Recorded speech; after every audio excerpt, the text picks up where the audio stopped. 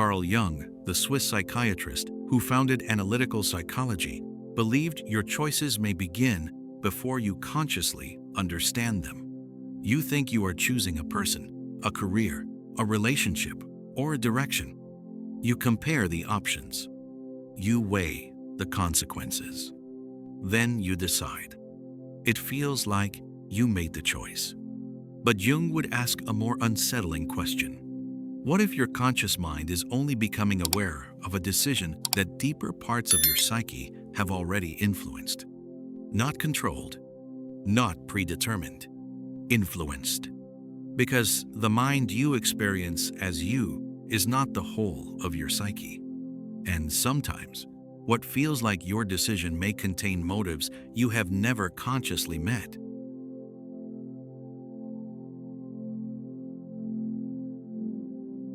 Most of us experience consciousness as if it were the entire mind. You think, you remember, you evaluate, you decide. And because you experience these things consciously, they feel like the complete story of who you are. Jung disagreed. In analytical psychology, the ego is the center of consciousness. But the ego is not the whole psyche. This distinction changes everything. Your conscious mind can say, I know why I did that. But knowing your explanation is not necessarily the same as knowing every psychological force behind your action. You may know the reason you give yourself. You may not know why that reason felt so convincing. You may know what you want. You may not know why you want it with such intensity. You may know what you fear. You may not know where that fear truly comes from. For Jung, the unconscious was not simply an empty basement filled with forgotten memories. It was an active part of psychological life. It could influence perception, emotion, fantasy, and behavior without appearing in consciousness as a clear thought. That is why the question is not simply, did you choose? Of course you chose.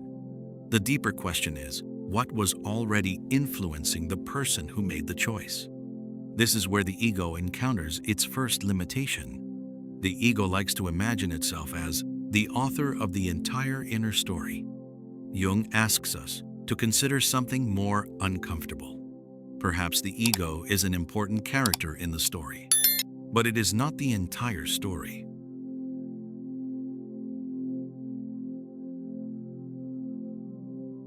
This is where Jung's theory of complexes becomes essential. A complex is not simply a bad memory. It is not just a psychological wound, and it is not a modern self-help label for every difficult emotion. In Jung's psychology, a complex is a cluster of emotionally charged ideas, memories, perceptions, and associations. It can become relatively autonomous within the psyche. That means it can influence how you experience a situation before your conscious mind fully understands what is happening. Imagine someone criticizes your work. The criticism is mild, but your reaction is enormous. You become defensive. Your chest tightens. You immediately assume the other person is trying to humiliate you. Later, you wonder why you reacted so strongly. Your conscious explanation may be simple. They were disrespectful. Maybe they were. But Jung would leave room for another possibility. Something in you may have been activated. The present moment may have touched an older psychological constellation. Suddenly, the person standing in front of you is no longer experienced only as the person they actually are. The situation has become connected to something larger inside your psyche. This is what makes complexes so relevant to choice. A complex does not need to literally take control of your mind. It only needs to influence the emotional conditions under which a choice appears. One option can suddenly feel safe. Another can feel unbearable. One person can feel strangely attractive. Another can feel immediately threatening. And then the conscious mind arrives. It explains the feeling. It creates reasons. It builds a story. I just know this is right. I have a bad feeling about them. This opportunity isn't for me. I don't know why, but something feels wrong. Sometimes those judgments are accurate. Jung would not tell us to distrust every feeling. The point is more subtle. A feeling can be real without its interpretation being complete. You can genuinely feel something without fully knowing what produced that feeling. And that distinction is crucial.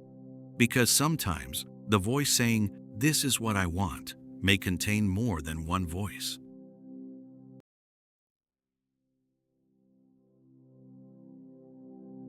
We like to imagine that bad decisions happen because people are irrational. But some of the most convincing decisions are emotionally charged decisions that later receive a rational explanation. The feeling comes first. The explanation follows. Consider someone who repeatedly avoids opportunities that could change their life. They say they are being realistic. The timing is wrong. The market is uncertain. The opportunity is not perfect. There are always reasons. And some reasons may be legitimate. But perhaps there is another psychological force underneath them. Fear. Fear of failure. Fear of exposure. Fear of becoming responsible for a larger life. The conscious mind does not need to say, "I am afraid." It can produce something much more sophisticated. This simply isn't the right opportunity. That is what makes unconscious influence so difficult to recognize. It does not always arrive looking irrational. Sometimes it sounds intelligent. Sometimes it sounds mature. Sometimes it sounds exactly like you. Jung's psychology gives us a reason to be suspicious of certainty itself. Not because certainty is always wrong, but because an unconscious complex can create powerful emotional conviction. You can feel absolutely certain and still be unaware of the psychological source of that certainty. This also changes how we think about intuition. Modern culture often treats intuition as a hidden form of wisdom. But from a Jungian perspective, the unconscious is not automatically wise. It contains valuable psychological material. It can also contain conflicts, fears, fantasies, and projections. So when something inside you says run, the important question is not automatically, should I trust this feeling? The deeper question is, what exactly is this feeling telling me? Perhaps it is intuition. Perhaps it is fear. Perhaps it is memory. Perhaps it is a complex responding to something that resembles an older experience. Or perhaps several of these are operating at once. This is where Jung becomes far more interesting than simple self-help advice. He does not ask you to blindly trust your unconscious. He asks you to become more conscious of your relationship with it. Because the opposite of unconscious influence is not perfect rationality. It is awareness.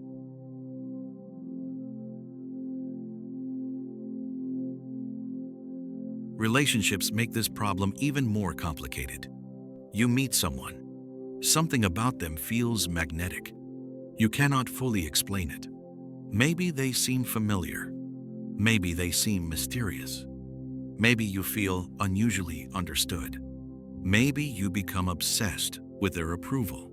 And you tell yourself a simple story. They are different. Jung's concept of projection makes that story more complicated. Projection occurs when psychological contents are experienced as if they belong primarily to someone or something outside us. This does not mean the other person is imaginary. They are real. Their personality is real. Their behavior is real. But your psychological experience of them can contain something that belongs to your own psyche. You may not simply be seeing the person. You may also be seeing what the person activates within you. This is especially important when attraction becomes intense.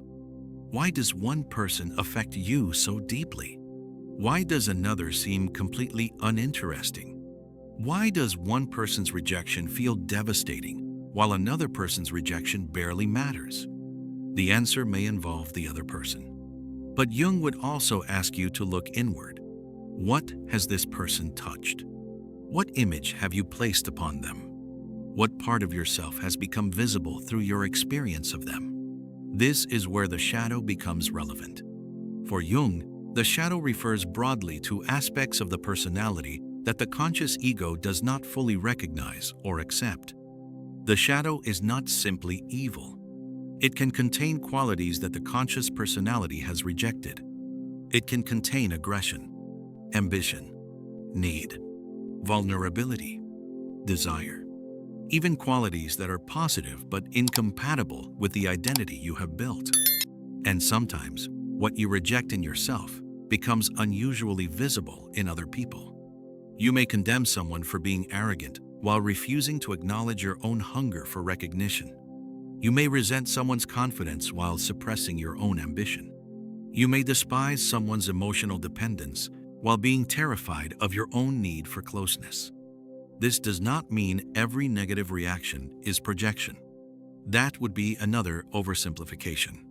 Sometimes someone really is arrogant. Sometimes someone really is manipulative. Psychological maturity does not require pretending reality is only a mirror of yourself.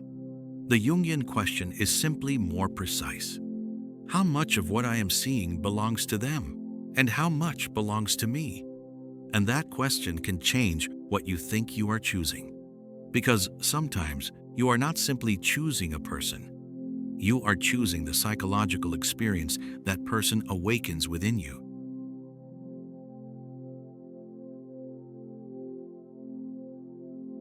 Now we reach the pattern most people recognize immediately.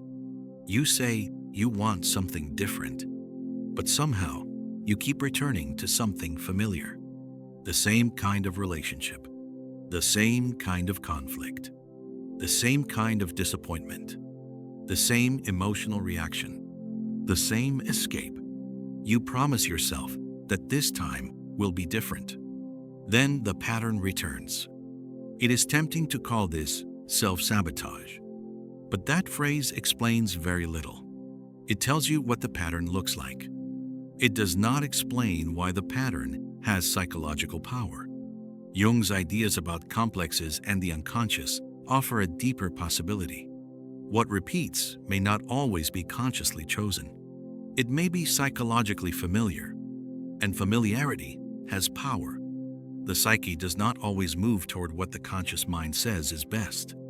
Sometimes it moves toward what has already been emotionally organized and recognized. This is one reason people can say, "I know this is bad for me," while continuing to return to it. Their conscious judgment has changed, but the deeper emotional pattern may not have changed with it. This does not mean people are helpless. It does not mean every repetition is caused by an unconscious complex. And it certainly does not mean Jung believed human beings were puppets controlled by the unconscious. That would destroy the very idea of psychological development. The point is more uncomfortable. You can consciously reject a pattern while unconsciously remaining organized around it.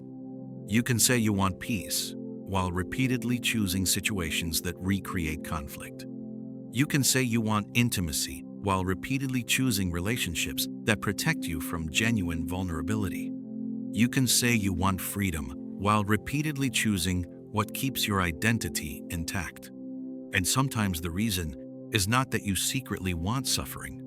It is that part of you has become organized around something you have never fully understood.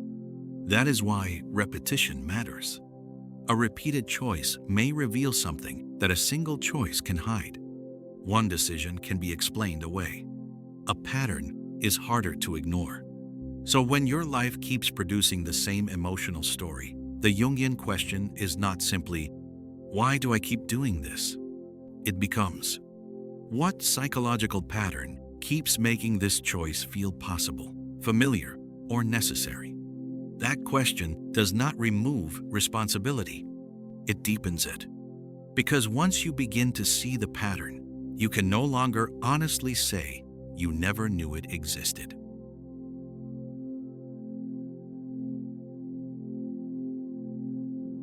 So does this mean your unconscious is choosing for you? Not exactly. And this distinction matters. Jung did not offer a simple theory in which the unconscious secretly controls every decision while consciousness merely watches. His psychology is more complicated. The psyche contains conscious and unconscious processes. The ego has an essential role, but the ego does not possess complete knowledge of the psyche. That is the real tension. You still choose, but you may not always know everything that participates in the choice. And this is where Jung's idea of individuation becomes important.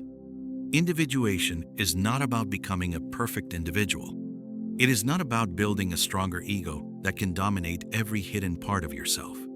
It involves becoming more conscious of the psyche as a whole. The goal is not to eliminate the unconscious. That would be impossible. The goal is to change your relationship with what you do not yet understand. You begin to notice the complex behind the reaction, the projection behind the judgment, the shadow behind the accusation, the repetition behind the decision, and something changes. The unconscious does not necessarily become silent. You simply become less blind to its influence. This is a much deeper idea of freedom. Freedom does not mean that nothing influences you. Your history influences you. Your emotions influence you. Your relationships influence you. Your instincts influence you. Your unconscious influences you. Freedom may instead involve becoming conscious enough to recognize these influences before you completely identify with them. There is a profound difference between saying, "This is who I am," and saying, "Something in me is experiencing this." The first statement closes the door. The second leaves room for consciousness. That space matters, because when a psychological pattern becomes conscious, it is no longer quite as invisible.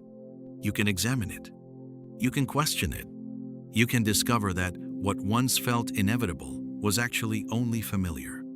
And this is why Jung's psychology does not end with the question, who is choosing? It leads to a deeper one. What in me is participating in the choice? That question is not a trick. It is not a productivity technique. It is a way of taking the unconscious seriously without surrendering your agency to it. Carl Jung's most unsettling contribution may not be the idea that you have an unconscious. Most people already accept that. The unsettling part is what happens when you realize that the unconscious can participate in the choices you experience as completely conscious. You may choose your partner, but something in you may influence what feels attractive. You may choose your career, but something in you may influence what feels safe. You may choose to leave, but something in you may influence what you believe you are escaping. You are still responsible for your choices. But responsibility becomes deeper when you become curious about the forces within you that helped shape them. Perhaps the question is not whether you are choosing. Perhaps the real question is whether you are conscious of what is participating in the choice. So the next time you say, "I chose this," pause for a moment and ask yourself, what inside me made this choice feel like me?